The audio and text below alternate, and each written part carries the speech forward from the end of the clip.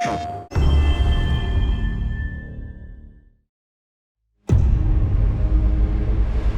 don't know what happened. I was supposed to take her to the Fireflies and walk away.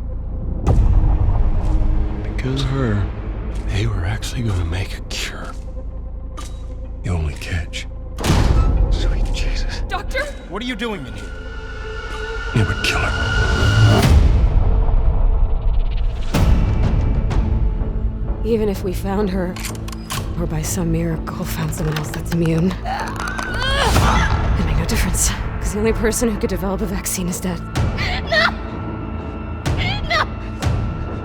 I know all the leads have dried up, but Joel's still out there, you know? We're gonna have to run! Why don't you say whatever speech you got rehearsed? Get this over with. You don't get to rush this.